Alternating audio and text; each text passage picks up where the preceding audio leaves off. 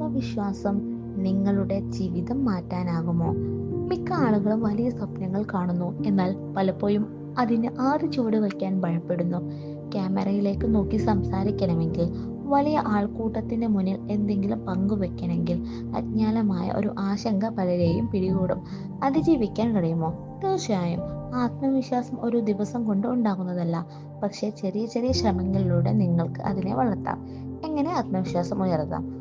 സ്വയം അംഗീകരിക്കുക. നിങ്ങൾക്ക് കഴിവുണ്ട്. ഇത് ആത്മാർത്ഥമായി വിശ്വസിക്കുക. ദിവസവും പ്രാക്ടീസ് ചെയ്യുക.